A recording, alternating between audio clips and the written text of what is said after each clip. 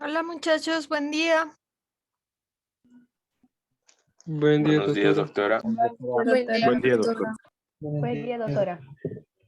Veo que ya somos bastantes.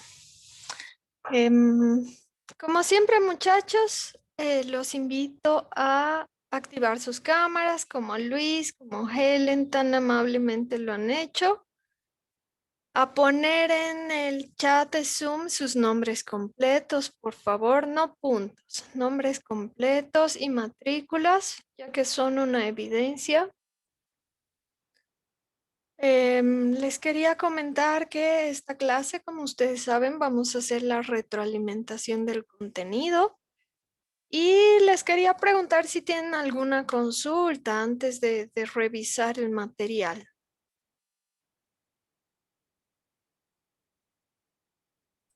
Sobre los anteriores temas, doctora. Sí, vamos a hacer una revisión. Sería la parte en donde esa parte de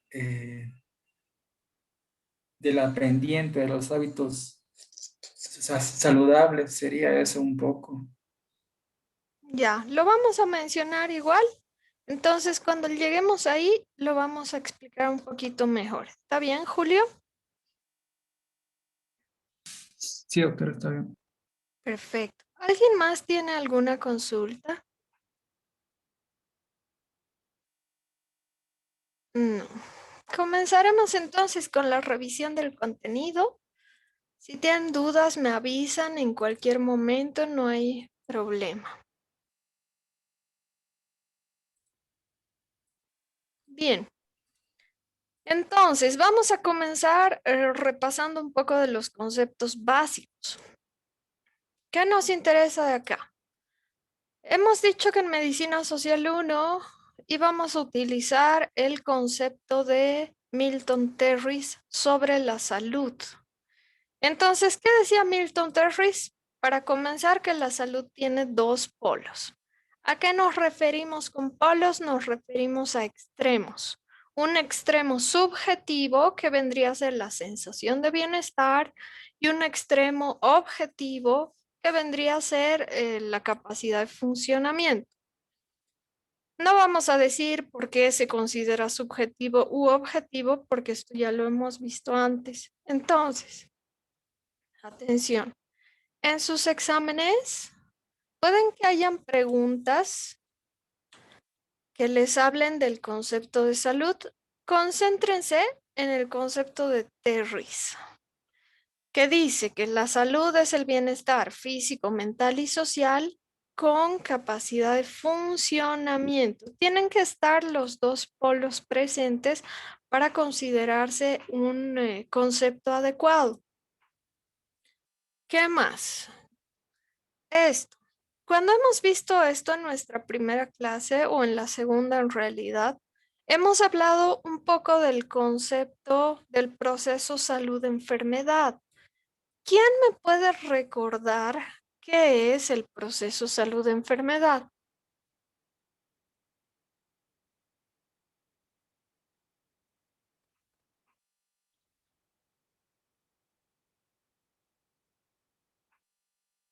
¿Nadie? Doctora, es un conjunto de conductas que pueden definir si se va a dirigir bien hacia la salud o hacia la enfermedad. Bastante bien, Jessica. ¿Qué más?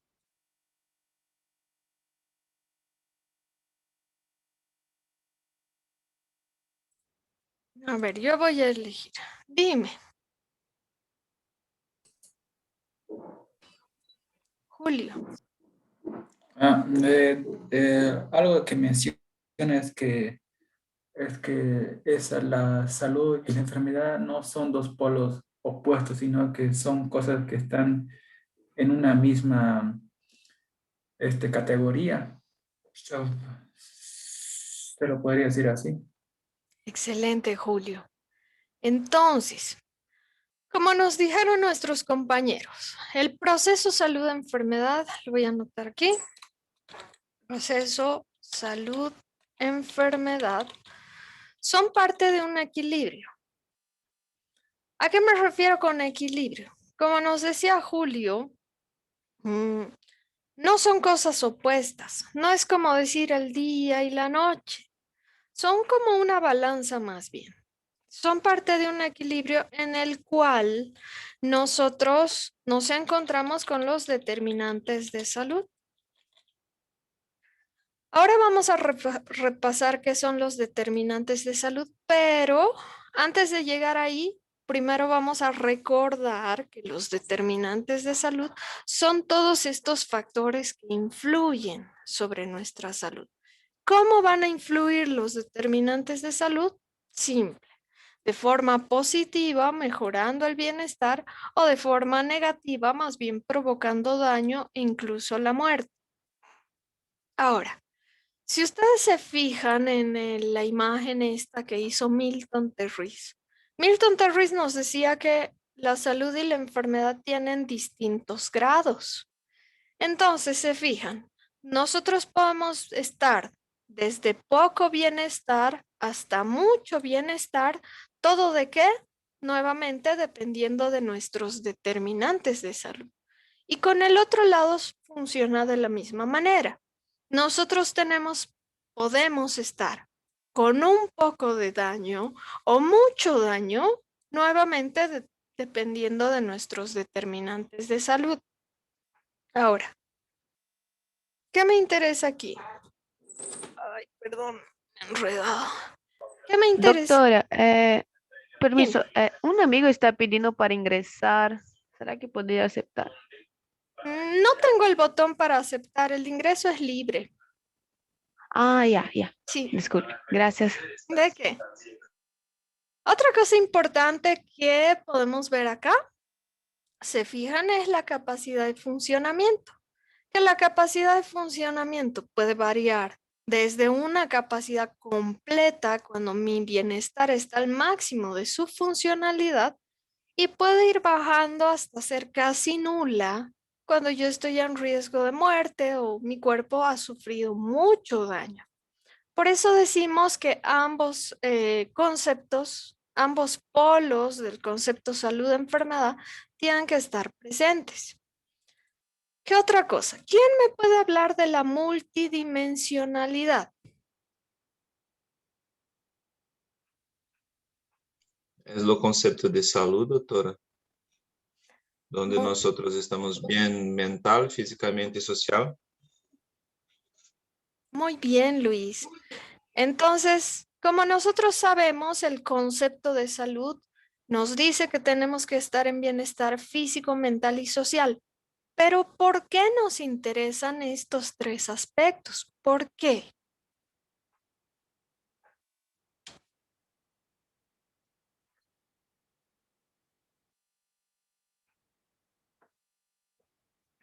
Pregunta de Porque examen. los tres trabajan juntos, doctora. Perdón, Glauciana. Porque los três trabalham junto, doutora? A Excelente, capacidade de funcionamento. perfecto. Entonces, como nos dice Glauciana, los tres trabajan juntos. No pueden estar separados. Uno va a ser capaz de influir al otro. Ejemplo, si yo tengo algún malestar en mi salud física, eso va a tener un impacto sobre mi salud mental y sobre mi salud social. Nosotros como seres humanos somos animales sociales, necesitamos de la interacción humana. Un ejemplo bien sencillo, en la cuarentena el año 2020. Nos ha sido tan difícil mantenernos tranquilos durante la cuarentena porque nos sentíamos atrapados, encarcelados, sentíamos que no podíamos ver a nuestras familias, a nuestros amigos, no podíamos ir donde queríamos ir, ¿verdad? Entonces necesitamos de lo social. ¿Y qué pasa con lo mental o lo psicológico? Pues lo mental o psicológico también tiene una influencia sobre la salud física y sobre la salud social. ¿Cómo funciona esto? Ejemplo, digamos que mi esposo me deja, digamos. Si mi esposo me deja, ¿qué va a suceder? Me voy a deprimir, voy a estar ansiosa, voy a sentirme abandonada, ¿verdad? Entre lo mental o psicológico. Y toda esta depresión y toda esta sensación de abandono que yo tenga va a tener un impacto sobre la salud física, va a tener un impacto sobre la salud social.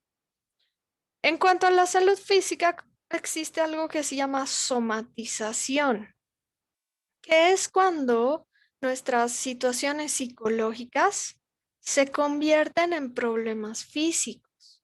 Entonces, nuevamente, ahí volvemos a ver cómo cada una de estas dimensiones está presente sobre nuestra percepción de bienestar. Pregunta de examen. ¿Cuáles son las características de estar sano? Las podemos ver ahí. Aquí quiero resaltar una cosa. Si se fijan, nos habla de la percepción de bienestar y la percepción de integridad. ¿Por qué menciona la palabra percepción? ¿Qué nos interesa de la percepción?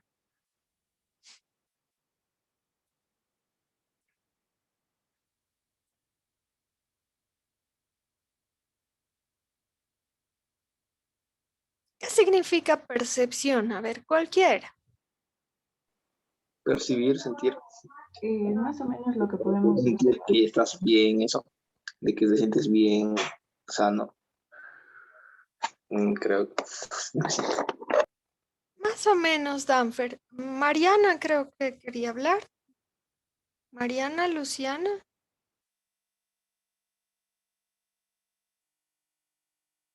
No, me olvidé el nombre. Bien, chicos, entonces, como Danfer nos dice más o menos, la percepción hace referencia a lo que nosotros sentimos. No se olviden que estamos hablando de las características de estar sano. Para yo sentirme en bienestar y para yo sentirme en salud, primero tengo que tener esa percepción de bienestar, en la cual yo me siento tranquila, me siento cómoda con mi cuerpo, con mi psicología, con mis relaciones sociales. A eso se refiere. Yo me tengo que sentir cómoda. No necesariamente se refiere a que estás libre de enfermedad. Se refiere a que tú te sientes cómodo. Ejemplo.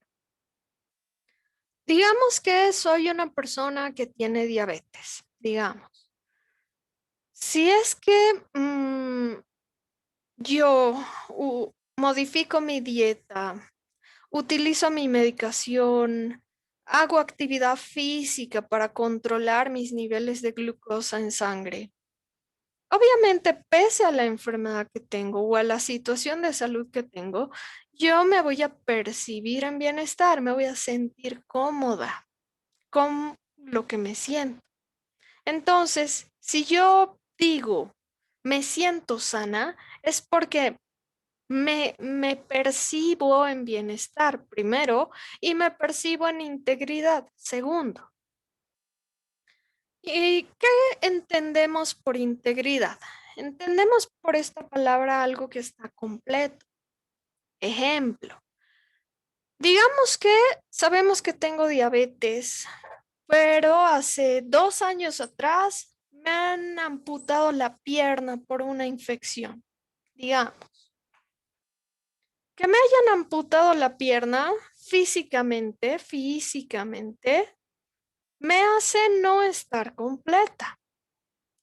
Pero ¿cuál es la palabra clave aquí? Nuevamente, percepción.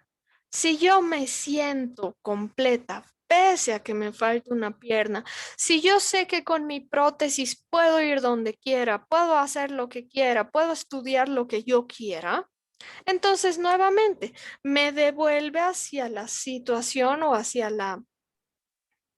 Sí, hacia Doutora, la... Dime. pero também tem uma questão psicológica, né, de conter a prótese, tem isso também, né? Exacto, Luis, exacto. Es una excelente observación. Por eso hablamos de la percepción. nos referimos al aspecto psicológico de la persona. Ahora, si esta persona psicológicamente se siente incompleta o psicológicamente dice todos los días, estoy enferma, estoy enfermo, estoy enfermo, lógicamente no va a alcanzar el bienestar, ¿te das cuenta? Entonces, excelente observación la que hace Luis. ¿Qué otra cosa o qué otra característica pertenece a estar sano? Pues como dice ahí, la libertad de acción. En cuanto a la libertad de acción, otra vez, nosotros los seres humanos somos animales racionales. Podemos pensar, analizar, podemos planear. Para que yo pueda decir que estoy en bienestar y para que yo pueda decir que me siento sana, tengo que ejecutar mi libertad de acción. O sea, si yo quiero estudiar medicina, estudio medicina. Si yo quiero dormir, no sé, a las 12 del mediodía en vez de almorzar, duermo a las 12 del mediodía, porque es mi derecho, ¿verdad? Tengo libertad para hacer con mi vida lo que yo considere es lo mejor para mí. Entonces, es otra característica importante. Y finalmente, la capacidad de comunicación. Volvemos nuevamente a la necesidad de los seres humanos de socializar con otras personas. Cuando yo cumplo estas características, y si todas estas características son positivas, pues lógicamente mi bienestar va a aumentar y mis determinantes de salud pueden ser capaces de incrementar aún más ese bienestar. ¿Qué más? Esto es importante. Puede ser pregunta de examen, primer parcial, final. Aquí. La salud, dice, no es un medio para vivir es un medio para vivir en mejores condiciones. ¿A qué se refiere esto? En realidad la salud es una herramienta, no una finalidad o un objetivo. No sé si han escuchado ustedes, muchas veces se escucha en las calles, ¿verdad? Tengo salud y es lo que importa. Lo que importa no es que tengas salud. Lo que importa es que utilices tu salud o utilices tu bienestar para vivir con calidad. Eso es lo que importa. Porque que tengas salud, nuevamente, no es un objetivo. Nosotros podríamos estar como el señor de la imagen, sin beber licor, tomando 500 pastillas al día, solo para estar saludables, pero viviríamos sin calidad. Entonces, nuevamente, volvemos a la sensación de bienestar, a la percepción de bienestar que nosotros necesitamos gozar. Pregunta de examen, ¿qué es la enfermedad? ¿O a qué conozco como enfermedad? ¿Quién me puede decir? Enfermidade, conjunto de transtornos e alterações físicas e psicológicas ¿Y qué do ser humano. significa esto, Glauciana? O que significa, doutora? É que o bem-estar não importa se ele solamente do corpo, mas também da mente, tanto aí como lá a imagem que demonstra, lá a imagem anterior que demonstra. Más o menos. A ver, ¿alguien más que quiera participar? La presencia de signos y síntomas, producto de una falta de equilibrio dentro del cuerpo. Mucho mejor. Entonces, como nos ha dicho Glauciana y nos dijo Julio, una enfermedad es un conjunto de signos y síntomas físicos y psicológicos. Pero, ojo con esto, ojo, cuando hablamos de enfermedad, estamos hablando de un concepto nosológico. ¿Qué significa nosológico? Un concepto nosológico es un concepto médico, creado por médicos. ¿A qué me refiero?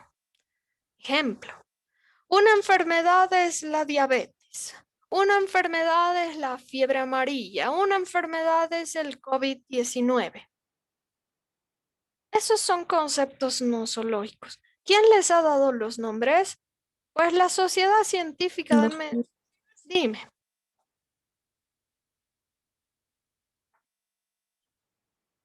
¿Dudas? No. ¿Quién les ha dado esos nombres? La Sociedad Científica de Medicina. ¿Para qué? Para que cuando yo mencione la palabra COVID, sepa a qué signos y síntomas me refiero. ¿O no les pasa a ustedes? Les dicen COVID y ustedes piensan inmediatamente en problemas respiratorios, en coagulación intravascular, en las secuelas de la enfermedad. A eso se refiere la enfermedad. Nuevamente, en el examen, enfermedad es un concepto nosológico que agrupa signos y síntomas. ¿Por qué queremos como médicos agrupar esos signos y síntomas?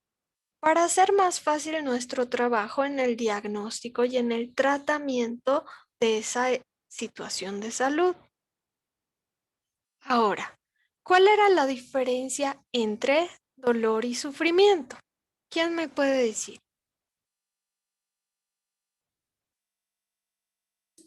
Que el dolor sería localizable y el sufrimiento es algo más que uno lo percibe. Excelente. O la dolor es localizada y sufrimiento es una dolor de la alma, doctora. Bien. Entonces, como nos han dicho Luis y Julio, el dolor, ya me he olvidado borrar. El dolor y el sufrimiento tienen características particulares, ¿verdad? Nos dijeron que el dolor es localizable. ¿Por qué se puede localizar el dolor? Porque yo me estoy enfrentando a un daño físico. Mis tejidos, mis células, mis órganos, algo de mi cuerpo está funcionando mal. Y como está funcionando mal, lanza esta sensación localizable que me funciona como una señal de alarma. ¿Qué pasa con el sufrimiento? Luis nos dijo, es algo interno, ¿verdad? Algo del alma. Entonces, cuando hablo del sufrimiento, estoy hablando obviamente de una sensación o una percepción psicológica. Y como el sufrimiento es psicológico, no lo puedo localizar. Ay, caramba. Bien. Hemos dicho que el dolor es consecuencia del daño, ¿verdad? Daño en tejidos, órganos o lo que sea. El sufrimiento es consecuencia de la pérdida de integridad. O sea, hemos dicho que yo tengo diabetes y tengo una infección en uno de mis pies hace un mes. Esta infección no se está curando, más bien se está complicando. ¿Cuál va a ser mi sufrimiento en ese sentido? Pues yo voy a sufrir porque voy a pensar que cualquier rato me voy a tener que someter a una amputación en el pie. Por lo tanto, dejaría de estar íntegra o dejaría de estar completa. Nuestra función principal como médicos, pregunta de examen, no es salvar vidas, no es aliviar el dolor. Nuestra función principal como médicos es aliviar el sufrimiento, porque siempre, siempre vamos a poder darle ese apoyo psicológico a nuestros pacientes. Y si su psicología está equilibrada y está bien, pues su cuerpo se va a recuperar con mayor facilidad. No siempre se puede curar el dolor, no siempre. Hay cánceres terribles, muy avanzados, que van a provocar dolor aunque nosotros les demos los medicamentos o las terapias más modernas. No siempre se van a salvar vidas. Van a llegar a nuestras emergencias personas con serios daños, serias lesiones, en las cuales ya no podamos hacer nada. Pero nuevamente, ¿qué podemos hacer en todos los casos?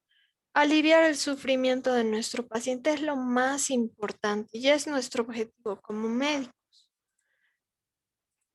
¿Qué más? A ver, los determinantes de salud. ¿Qué hemos dicho que hacían los determinantes de salud?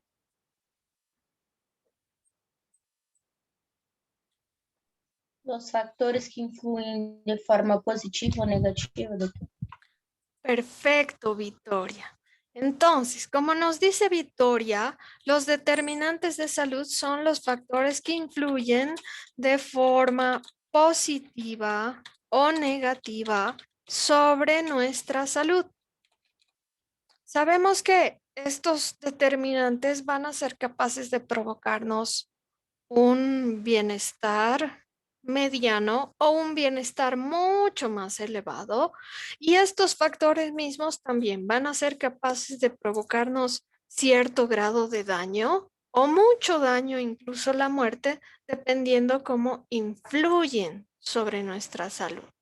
Ahora, vamos a hacer un pequeño repaso sobre cada uno de los determinantes. Pequeño repaso, porque no queremos revisar otras cosas también, ¿no ve? Entonces, respecto a la biología humana, ¿quién me puede decir características especiales o específicas de la biología humana? La edad, el sexo, La predisposición genética. Excelente. ¿Qué más? Si hablamos de predisposición, si hablamos de sexo, si hablamos de factor hormonal, si hablamos de edad o hablemos de lo que sea, no se olviden. La biología humana es un determinante intrínseco. ¿Qué significa intrínseco? Es propio de nuestro Algo cuerpo. propio. Exacto, Sherry. ¿Cómo es propio de nuestro cuerpo por sí solo tiene ese 27% de riesgo de protegernos contra algunas enfermedades o de provocarnos riesgo contra otras enfermedades. Nuestro propio cuerpo por sí solo. Otra característica importante de la biología humana es que es un determinante de salud no modificable. No modificable. ¿A qué me refiero con que es un determinante no modificable? Pues ya está en mi cuerpo, ¿verdad? Yo no decido cambiar mi edad hoy porque quiero cambiar mi edad. Yo no decido ser hombre en este mismo momento porque no puedo. Si es que quisiera, necesitaría procederme a todo tipo de tratamientos y todo tipo de procedimientos. Esto ya está en nuestro cuerpo. Pasa lo mismo con el estado inmune. Yo no digo inmunidad, ven a mí para estar protegida ante infecciones, ¿verdad? Eso se modifica solo. ¿Qué más? ¿Qué pasa con el medio ambiente? ¿Cuáles son sus características? es modificable, pero el costo es muy elevado, por lo que se exige de que el individuo se adapte a él. Muy bien. Nos obliga a la adaptación. ¿Qué más? Puede ser físico o social, doctora. Perfecto, André.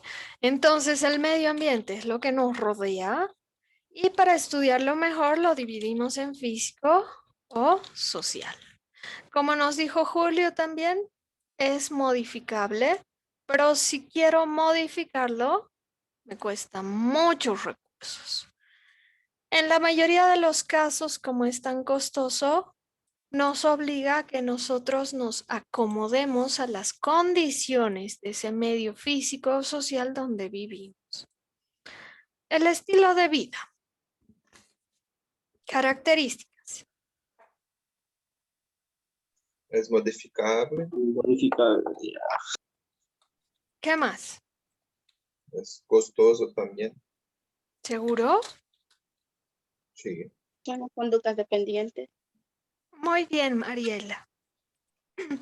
Entonces, cuando hablamos de estilos de vida, estamos hablando de conductas. Obviamente son conductas modificables. ¿De quién depende la modificación del estilo de vida? De la persona. Claro, voy a invertir en hacer educación, voy a invertir en, no sé, construir parques para que la gente trote ahí, pero la decisión y la modificación solo depende de mí como persona. Entonces, el estilo de vida, en la gran mayoría de los casos, no es costoso. Es cuestión de decisión y de fuerza de voluntad, en la gran mayoría de los casos. Lo que sí nos conviene es modificar el estilo de vida porque, como podemos ver en la diapositiva, tiene un 43% de influencia sobre nuestra salud. Es casi la mitad.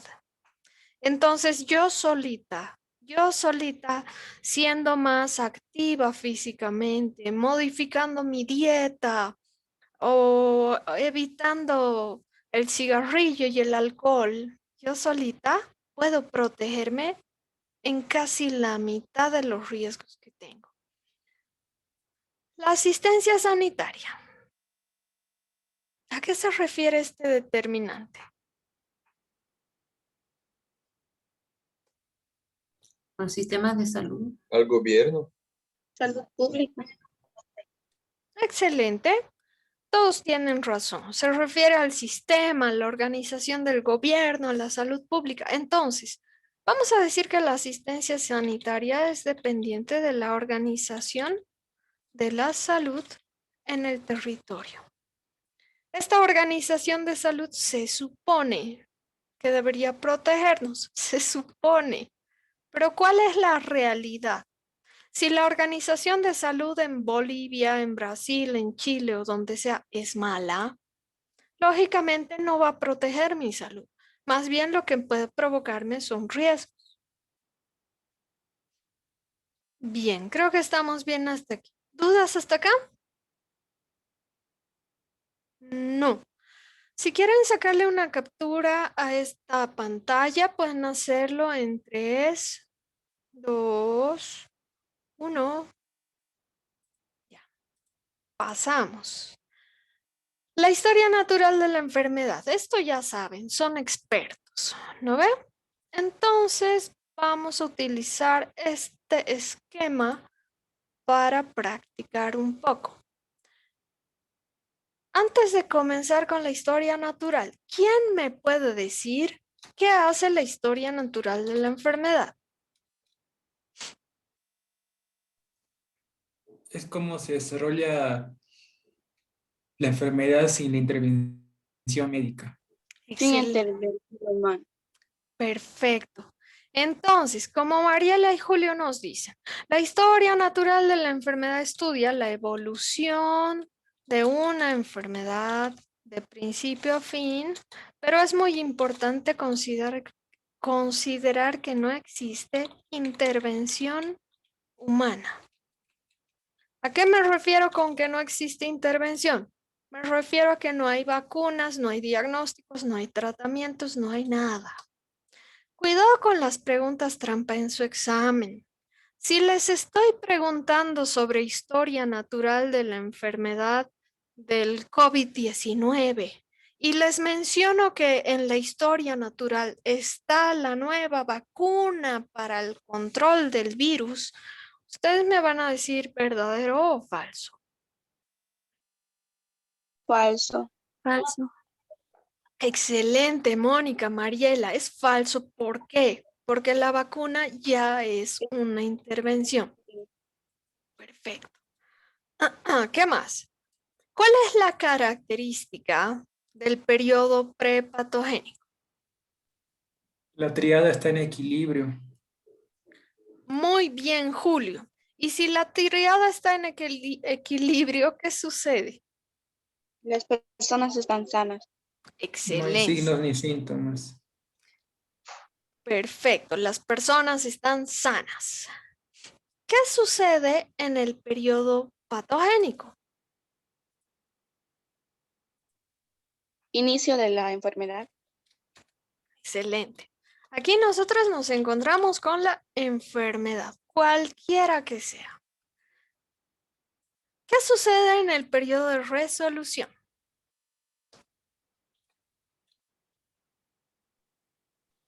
Evolución de la enfermedad. Muy bien, Mariela. Vemos la evolución de la enfermedad en sus diferentes finales. Ahora, Julio nos decía, en el periodo prepatogénico, la tríada epidemiológica tiene que estar en equilibrio. ¿Cuáles son los componentes de la tríada epidemiológica? Huésped, agente de huésped y Medio ambiente. Excelente. Huésped, agente causal o agente etiológico y finalmente medio ambiente. ¿A qué le vamos a llamar huésped? A cualquier ser vivo que permite el alojamiento de un agente causal. Excelente. Huésped es cualquier ser vivo que permite el alojamiento del agente causal. Pregunta de examen. ¿Qué nos interesa de este huésped? Su susceptibilidad.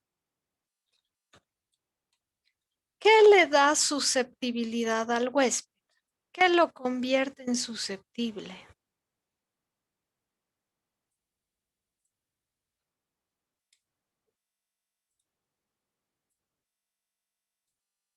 el estilo de vida que lleva también es un factor. Podría ser los diferentes determinantes de salud que lo convertiría susceptible, que lo haría susceptible. El estilo de vida más bien puede ser un agente causal, pero no es propio del huésped. ¿Qué sería propio, particular del huésped? ¿Puede ser la biología, la genética? Excelente, Alicia. La biología humana de este huésped le da la susceptibilidad. Lo que decíamos, ¿verdad? Los factores intrínsecos no modificables, ellos nos convierten en susceptibles o en resistentes a enfermedades. Es muy importante esto. Ahora, de los agentes causales, ¿qué nos interesa? Los agentes causales son los que provocan la enfermedad, son los responsables. Y en agentes causales hemos aprendido 6 clasificaciones. ¿Cuáles eran estos?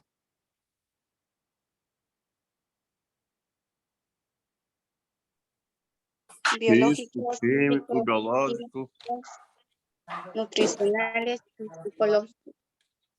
Muy bien. Biológicos, físicos, químicos, nutricionales, psicológicos, sociales. ¿Quién me puede dar ejemplo de agentes causales biológicos? Virus, bacterias, hongos, parásitos. Sí. Excelente. Ejemplos de agentes físicos. Gases nocivos. Físicos, Luis. Temperatura. Excelente. ¿Químicos? Ahí sí, gases nocivos. Muy bien. Nutricionales. Alimentos que pueden Alimentación causar baja. daño. Sí. Perfecto. Alimentos por exceso o por déficit, no se acuerdan. En cantidad y en contenido. Excelente. Agentes psicológicos. Depresión. Estrés, Miedo. Estrés. ansiedad, Muy bien. Agentes sociales. Medio ambiente. Trabajo. Relación amigos. familiar, laboral, cultural, religioso. Perfecto. Ya que sabemos sobre los agentes causales y el huésped, pregunta de examen. La carga genética ¿A cuál de estos pertenece? Biológico. Biológico. ¿Agentes causales biológicos? Biológicos, psicológicos también. La carga genética. Interactúa con la psicología, sí. Pero si solo les digo, yo tengo predisposición a la diabetes, ¿a cuál de los elementos de la tríada epidemiológica corresponde? Biológico. ¿Seguros? ¿Huésped? ¿Huésped? ¿Por qué al huésped, Mónica? Porque en el huésped también su equilibrio depende de factores genéticos y su integridad anatómica, la inmunidad. Muy bien, Mónica, te felicito. No se olviden que todo lo que es intrínseco, todo lo que está dentro del huésped, todo lo que va a definir su susceptibilidad, es parte del huésped. O sea, mi edad, mi raza, mi sexo, mi carga genética, mi estado inmune, la integridad de mi piel y de mis mucosas, es parte del huésped. ¿Por qué la carga genética no puede ser un agente causal biológico? Otra vez, los agentes causales biológicos son seres vivos, virus, bacterias, hongos, parásitos. Ahí no hemos mencionado carga genética, ¿no ve? Entonces, cuidado con las preguntas trampa. Bien, ¿qué pasa en el periodo patogénico? Como podemos ver, el periodo patogénico se divide en dos. ¿Qué se llamaba esta primera mitad? Clínico. No. Periodo Antes, de latencia Subclínico. o incubación. periodo subclínico. También tiene otros nombres, latencia o incubación, dependiendo del tipo de enfermedad que estudiamos, ¿verdad? Sin embargo, su nombre correcto, periodo subclínico. ¿Cuál era el nombre del segundo periodo o la segunda mitad del periodo patogénico? Clínico. Clínico. Perfecto. A este le llamamos periodo clínico porque ya podemos observar signos y síntomas de enfermedad. Muy bien. Ahora, ¿cuál es la característica principal del periodo subclínico? No hay síntomas. No hay signos ni No hay síntomas. síntomas, pero la enfermedad puede estar en desarrollo. También, si es que es un virus, puede estar en tiempo de incubación. Excelente. No hay signos ni síntomas en el periodo subclínico. Pero, como nos dijo Danfer, el daño ya se está produciendo. Como podemos ver en el esquema, esta línea es el daño y como vemos, el daño se está produciendo, está avanzando, está invadiendo tejidos y demás. Esta línea punteada que tengo mostrando con mi flecha lila, esta línea punteada, ¿qué se llama? Horizonte clínico. Muy bien, Catherine. ¿Qué hace el horizonte clínico?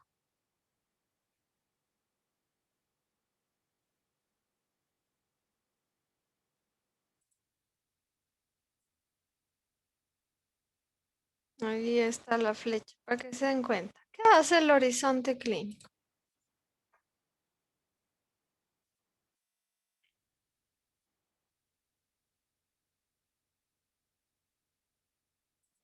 Ya, entonces les voy a dejar eso para que revisen. Bien, en el periodo clínico. El periodo clínico se divide en dos. ¿Cómo se llama la primera mitad del periodo clínico? Prodrómico, doctor. Excelente. Se llama Periodo prodrómico. Sí, periodo prodrómico. La característica del periodo prodrómico, como ya sabemos, es que presenta signos y síntomas de enfermedad, pero son signos y síntomas generales o inespecíficos. O sea, yo voy a tener dolor muscular, voy a tener malestar, voy a tener anorexia. Sé que mi cuerpo está funcionando mal, pero aún no sé exactamente qué enfermedad tengo. ¿Cómo se llama la segunda mitad del periodo clínico? Clínico propiamente dicho. Periodo Exacto. clínico propiamente dicho. Entonces, le vamos a llamar periodo clínico propiamente dicho porque, como ya sabemos, en este periodo existen signos y síntomas de enfermedad que son específicos de la enfermedad. ¿Por qué en el periodo clínico propiamente dicho tenemos manifestaciones específicas? ¿Por qué?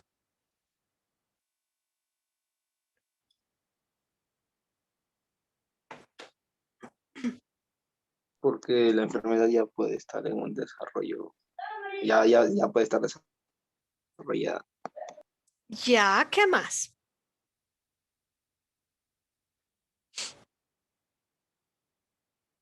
Porque están afectados los órganos diana. ¿Qué es un órgano diana? Van a investigar. Bien, en el periodo de resolución hemos dicho podemos tener 4 finales diferentes. Uno donde el daño disminuya hasta desaparecer. Un segundo final en el cual no tenga signos ni síntomas de enfermedad, pero sí me quede con un daño permanente. Un tercer final donde los signos y síntomas de la enfermedad se queden durante 6 meses o más.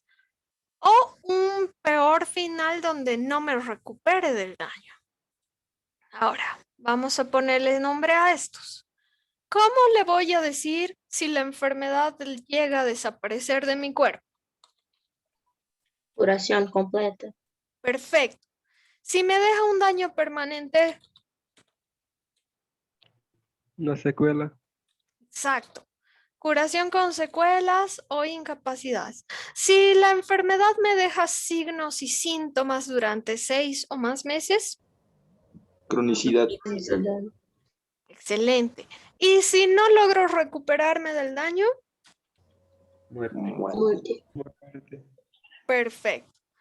Hemos hecho una pequeña revisión a toda la historia natural de la enfermedad.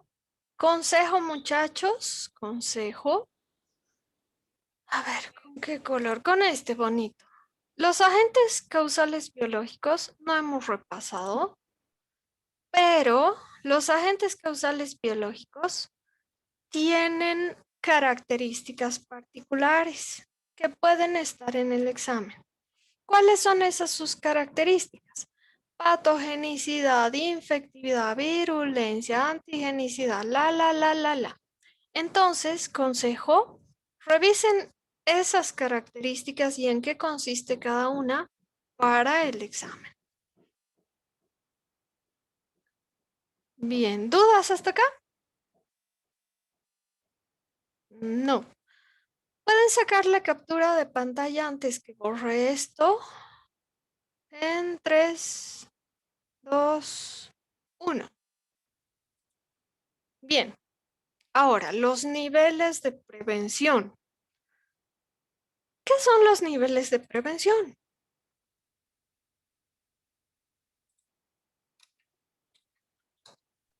Son medidas para prevenir la aparición de la enfermedad. Excelente. Entonces, los niveles de prevención son todas las intervenciones que hacemos, pero no solo para prevenir la aparición de la enfermedad, sino también para detenerla, para detener su avance, para evitar la muerte, para evitar secuelas, todo tipo de intervenciones. Ahora, Los niveles de prevención sabemos que acompañan a la historia natural de la enfermedad, pero mantienen su independencia, ¿verdad? Están separados, solo se acompañan. ¿Cuántos niveles de prevención hemos conocido? 4. Prevención primaria, prevención secundaria, prevención terciaria y prevención cuaternaria. Bien. Preguntas de examen. ¿Cuál es el objetivo principal, el objetivo de la prevención primaria?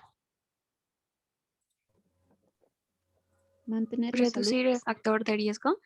Excelente.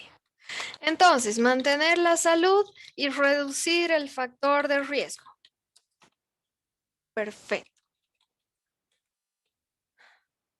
La prevención primaria tiene 2 tareas.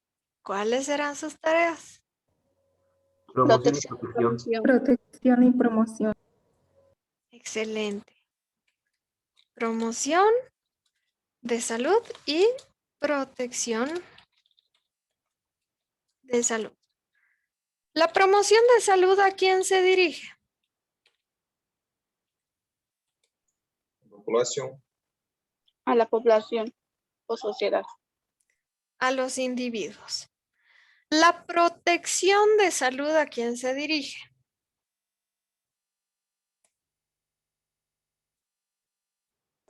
Al medio ambiente. Muy bien, Alicia, al medio ambiente. Continuemos. Prevención secundaria. ¿Cuál es el objetivo de la prevención secundaria? Reducir los daños, doctora. Excelente, André. Limitar el daño de la enfermedad. Ahora, la prevención secundaria tiene 2 tareas. ¿Cuáles serán? Diagnóstico precoz y tratamiento oportuno. Excelente, Jocelyn. Diagnóstico precoz, tratamiento oportuno. Uy, qué feo me ha salido, ¿no? Precoz. Creo que pierdo más tiempo escribiendo. ¿Qué tal si les hablo? ¿Me entenderían si les hablo? Sí, doctora. Sí, no sé. Ya, vamos a seguir como estamos. Muy bien, así. Perfecto. ¿Cuál era el objetivo de la prevención terciaria? Atenuar las consecuencias de la enfermedad. Muy bien, Andrés.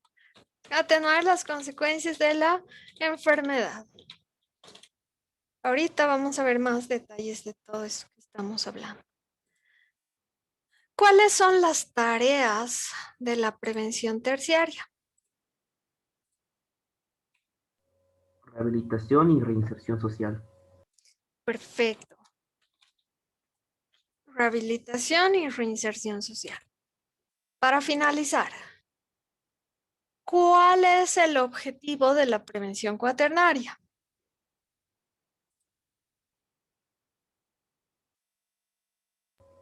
Evitar consecuencias excesivas a intervenciones innecesarias. Eso. Evitar las consecuencias de intervenciones excesivas o innecesarias. Ahora, esto es importante. ¿A qué me refiero con intervenciones excesivas o innecesarias? Me refiero a las recaídas. Si mi paciente tiene recaídas constantes, entonces me conviene averiguar por qué se enferma tanto. Bien, ya hemos repasado esto. Ahora, pregunta de examen. ¿A qué parte de la población, voy a dirigir mi prevención primaria?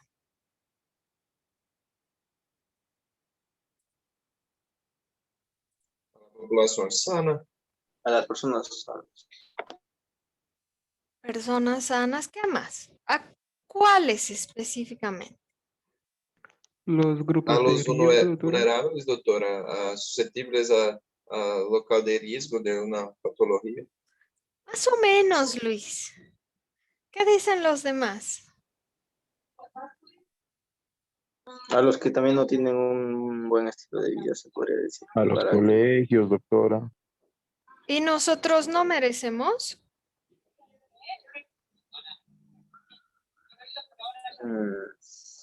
Doctora, Pero no sé si va... no estamos en un lugar de riesgo, doctora. Entonces no merecemos prevención primaria. Ah, sí, sí, lo conocimiento es el mejor tratamiento. Ya. Pregunta de examen. La prevención primaria es universal, es para todos, no solo para los que tienen riesgo. Claro, si tienen riesgo te voy a dar más información y te voy a motivar más, ¿no ve? Pero la prevención primaria es universal. Segunda pregunta de examen. La prevención secundaria, ¿a quién se dirige? A enfermos, doctora. Enfermos y lo que nos decía Grupos de Luis. riesgo. Grupos de Exacto. Ahí sí. La prevención secundaria se dirige a los enfermos y a los grupos de riesgo o poblaciones vulnerables. ¿Por qué? Porque estos grupos de riesgo y esas poblaciones vulnerables pueden estar en el periodo subclínico de la enfermedad sin saber. Prevención terciaria. ¿A quién se dirige? Pacientes con secuelas y enfermedades crónicas. Excelente, Mónica. La prevención terciaria exclusivamente para los que quedan con secuelas o enfermedades crónicas. Ya. ¿Dudas hasta acá? No. Si quieren, pueden sacar una captura de esta pantalla. La voy a borrar en 3, 2, 1. Bien, continuemos. Niveles de prevención, ya hemos repasado. Tal vez no hemos mencionado esto, pero los niveles de prevención tienen estas 4 funciones, ¿verdad? Evitar la enfermedad, detener el proceso, acompañamiento. Lo hemos mencionado levemente. Aquí está lo que les decía, chicos. Preguntas de examen. ¿A quién se dirige la prevención primaria? Universal.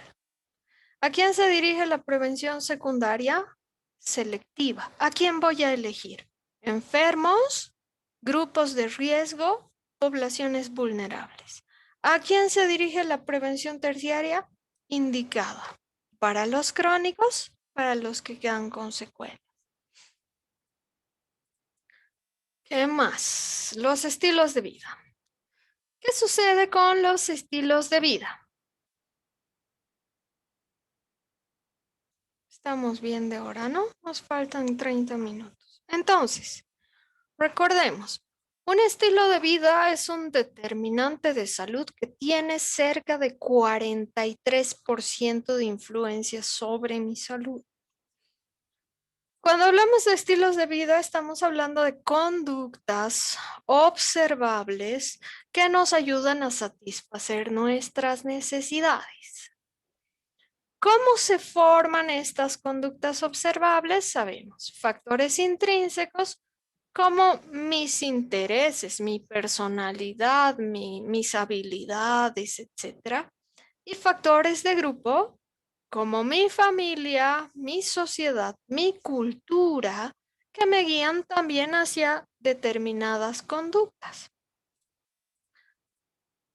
¿Qué más? Pregunta de examen. Los factores que influyen en la formación de los estilos de vida, hemos visto que son 3: predisponentes, facilitadores, reforzadores. Ahora, ¿en qué consistían los factores predisponentes?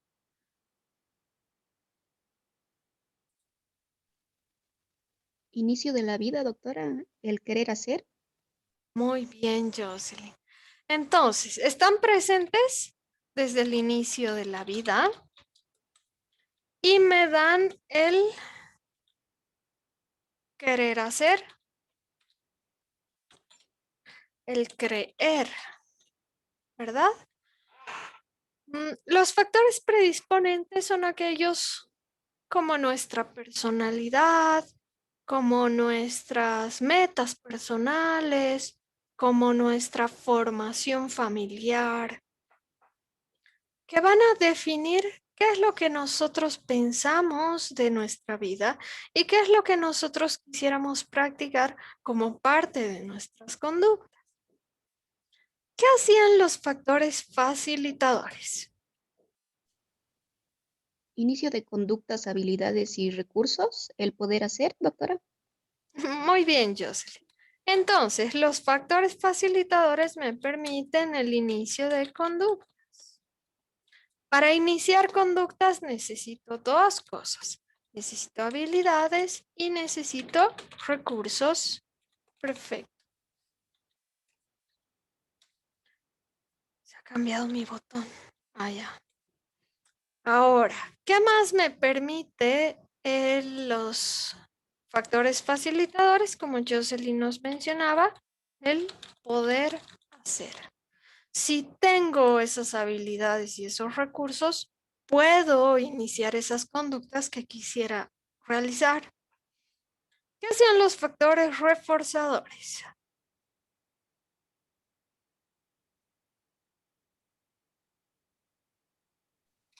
¿Modifican o mantienen las conductas, doctora? Perfecto, Jocelyn. Mantienen o detienen las conductas. Para mantener o detener una conducta, ¿qué necesito? Incentivos. Incentivos o castigos. Perfecto, castigos. Excelente, ya hemos repasado esto. ¿Alguna consulta con esto, muchachos? Doctora, ¿podría dar un ejemplo de cada uno, por favor? No logré entender muy bien. Excelente, Natalia. Buena pregunta. Ejemplo.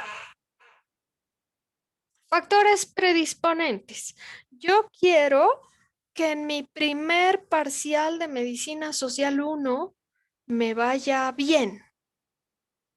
¿Por qué? Porque mi personalidad me dice que yo quiero ser médico y para ser médico tengo que esforzar. Digamos, eso es un factor predisponente. ¿Cuáles serían los factores facilitadores? Que pueda tener habilidades y recursos que me permitan aprender el contenido de Medicina Social 1. ¿Cuáles serían mis recursos?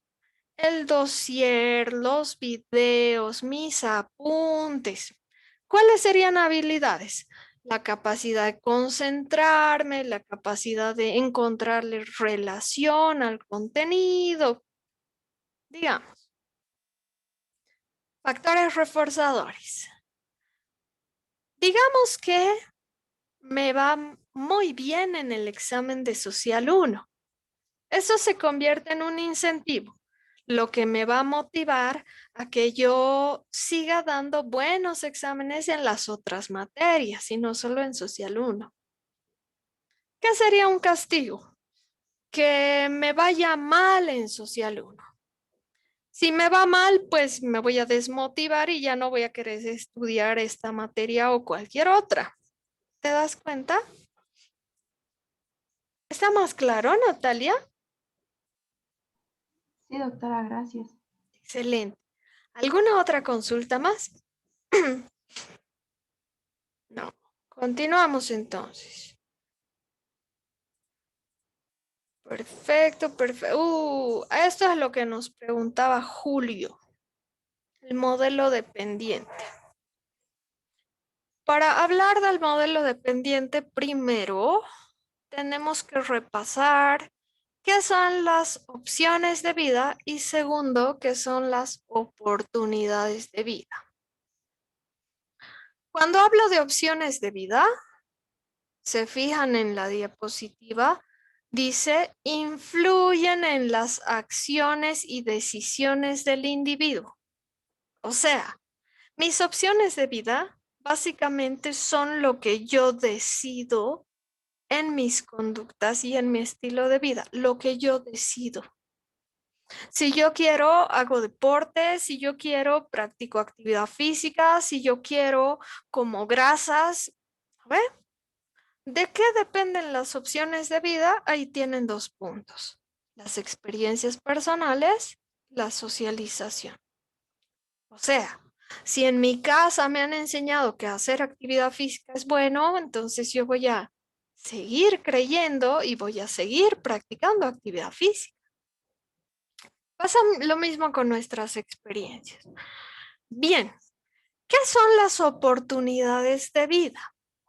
Se fijan ahí, dice, se combinan con las estructuras sociales. O sea, las oportunidades de vida son situaciones o construcciones sociales que dirigen mis conductas.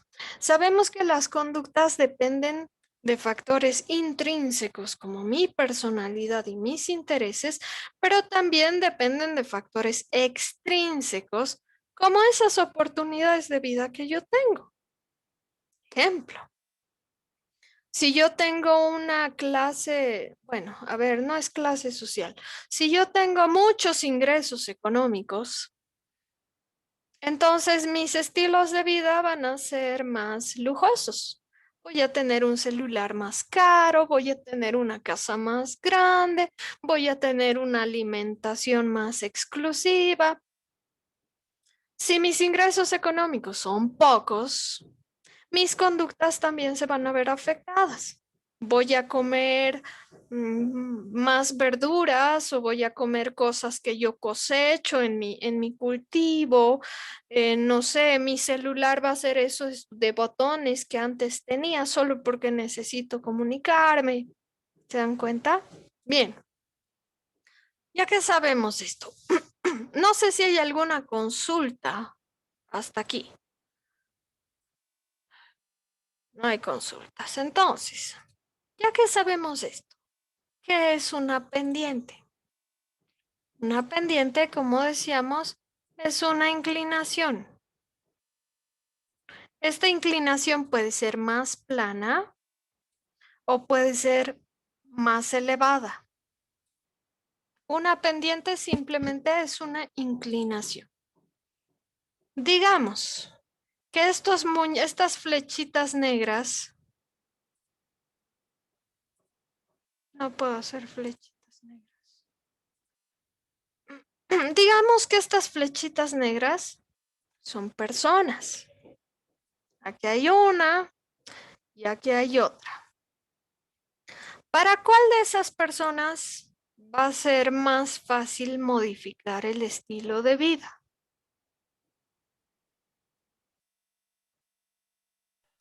Para la que está abajo, la primera. Exacto, Julio. Para la primera, para la que está abajo, va a ser más fácil ir desde este estilo de vida nocivo hacia un estilo de vida protector o modificar su conducta cualquiera que esa sea, para este que está abajo. ¿Por qué? Porque el esfuerzo es menor. ¿De qué depende el esfuerzo? De las oportunidades de vida. O sea, si mis condiciones sociales, otra vez, si mis condiciones sociales son favorecedoras, si yo tengo muchos recursos económicos, si puedo darme los lujos que yo quiera, si mi familia me apoya, ¿ven? Si mis oportunidades de vida son buenas, entonces el esfuerzo para el cambio de conducta es poco. El esfuerzo para el cambio de conducta. Ahora, si mis oportunidades de vida son malas, ejemplo,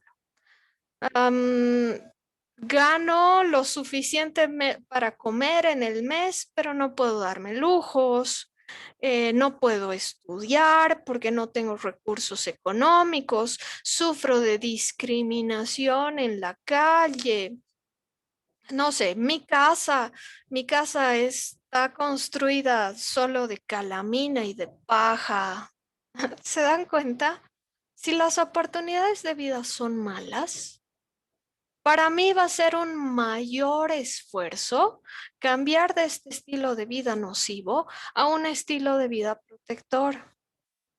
Si mis oportunidades son malas. Ahora, que yo tenga Ay, no sé qué hice, chicos. Que yo tenga oportunidades buenas o malas es una cosa. ¿Qué es lo que importa más? Las opciones de vida. Porque las opciones de vida, o sea, mis propias decisiones, van a hacer que yo logre enfrentar esas dificultades pese al esfuerzo que tenga que hacer. Eso dice el modelo dependiente. O sea, digamos, un ejemplo. Este niño de acá abajo tiene buenas oportunidades de vida, no tiene que hacer ningún esfuerzo sobrehumano para modificar su estilo de vida, pero sus opciones de vida, o sea, su decisión, su poder de decisión, su actitud es mala. Su actitud es mala. Si su actitud es mala, por más facilidades que tenga, nunca va a cambiar su estilo de vida. Porque no toma la decisión. Pero ¿qué pasa con el muchachito que tiene oportunidades de vida más problemáticas? Este chiquito que tiene que hacer más esfuerzo para modificar su estilo de vida, imaginemos que sí tiene una decisión, sí tiene poder de hacer lo que él se propone, tiene una actitud positiva para modificar su estilo de vida. Por más que sus oportunidades sean malas, si está decidido, va a lograr el cambio. No sé si respondí tu duda, Julio. Sí, doctora, está ya claro. Muy bien. ¿Alguien más tiene consultas sobre esto?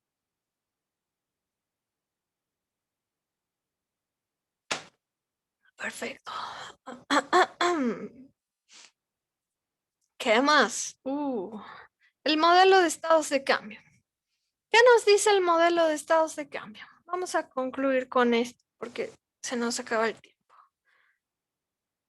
El modelo de estados de cambio también nos explica cómo es posible que nosotros modifiquemos nuestras conductas.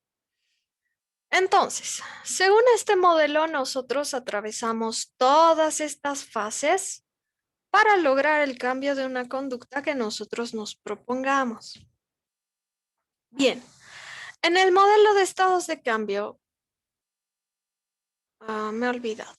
Antes de hablar de esto, necesitamos recordar la diferencia entre conocimientos, actitudes y prácticas. ¿Quién me hace recuerdo qué significa esto?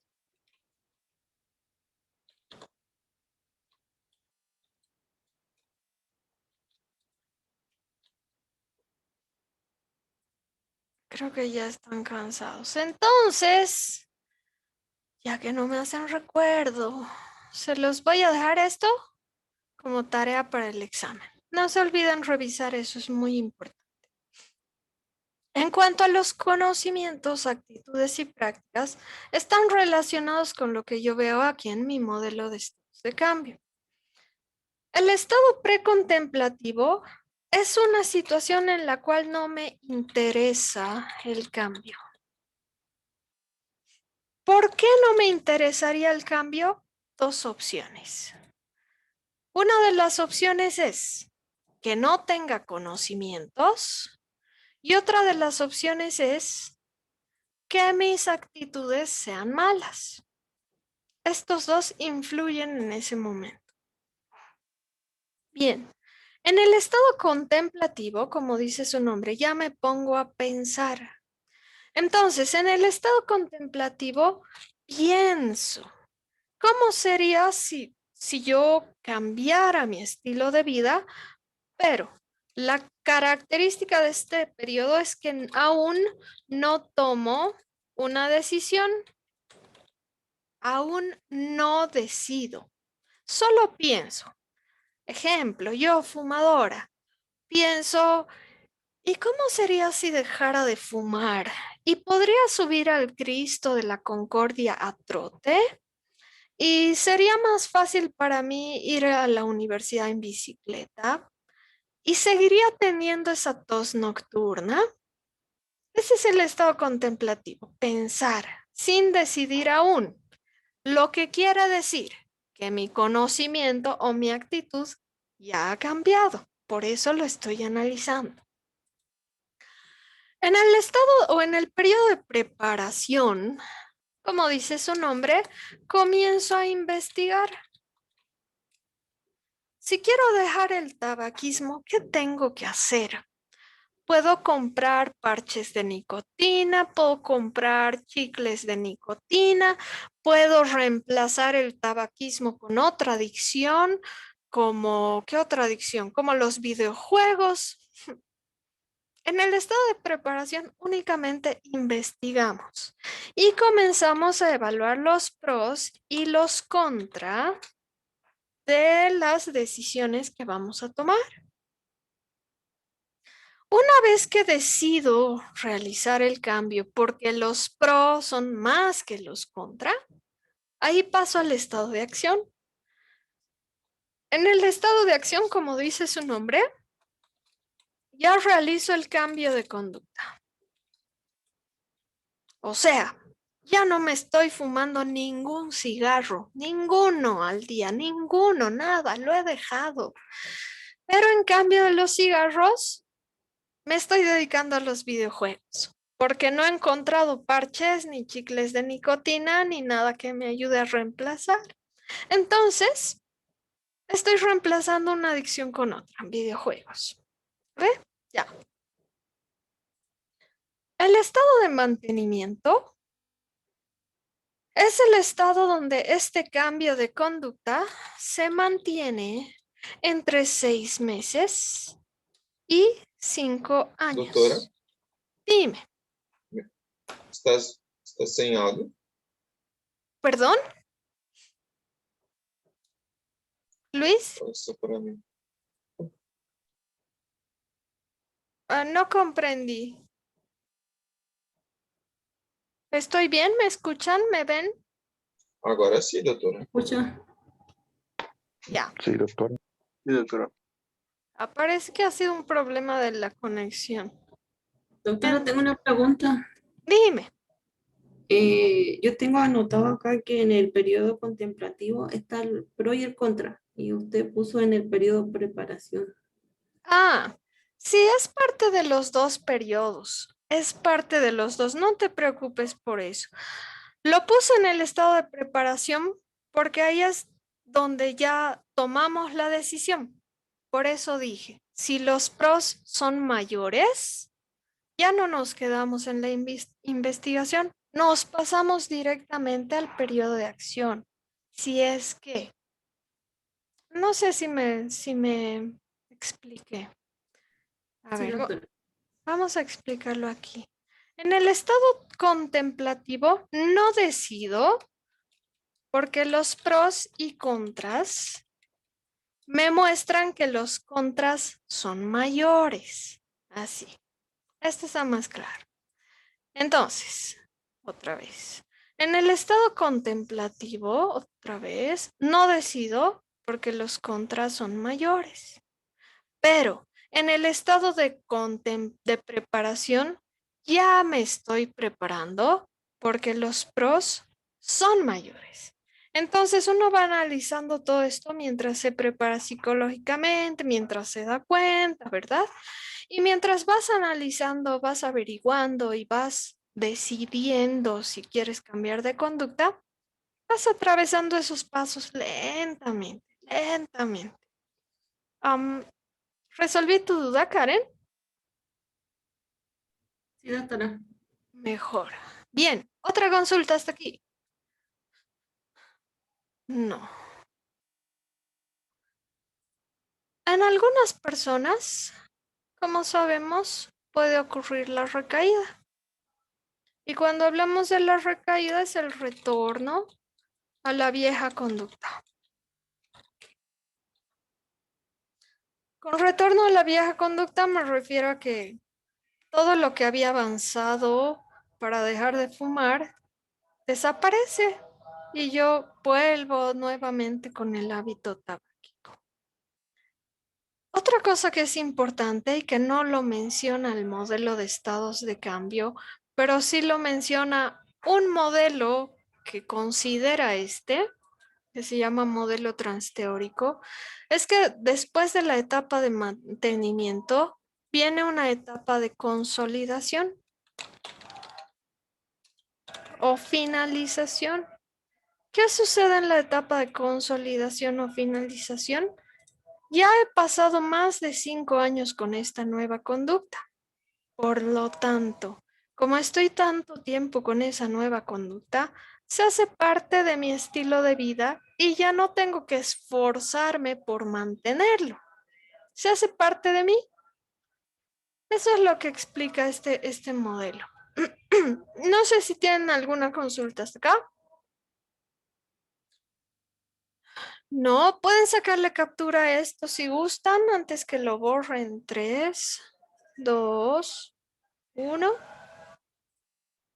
Bien, ¿qué más nos faltaría revisar? Los estilos de vida nocivos, que son las últimas clases que hemos visto, ¿verdad? Esto ya no nos da tiempo de revisarlo. Entonces se los dejo a ustedes. Consejo, fíjense en las características principales de cada uno de esos temas que hemos visto. La característica principal de las adicciones, del tabaquismo, de la marihuana, de la cocaína, del cáncer. Con las características principales, ustedes van a estar bastante bien preparados para dar un excelente examen. Ya, dudas, muchachos, todos me han abandonado, menos Lizeth y Karen, gracias. Perdón, doctora. Doctora, Había corrido algo. Dime, ¿quién me quiere novia? doctora, ¿es en viernes, sí, el examen? Sí, el viernes de esta semana, ¿no ve? A las Ok. 13:30 hora de Bolivia. Ya, doctora, gracias. Mucho gusto, novia. Si no hay más dudas, muchachos, que les vaya muy bien. Cuídense, nos vemos en el Doctora, examen. todas las preguntas van a ser de selección múltiple. No. Van a haber preguntas de selección, Doctora, falso, doctor. verdadero. Espérame un ratito, Antonio. Preguntas de selección, falso, verdadero y pareo. Esas 3. Ahora sí, dime, Antonio. Nuestros exámenes irá ser bien.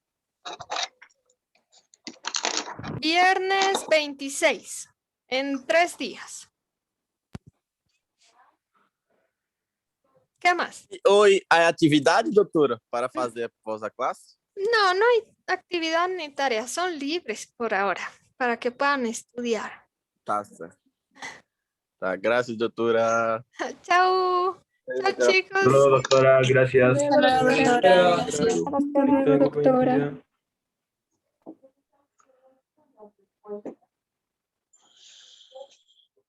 No finalizan.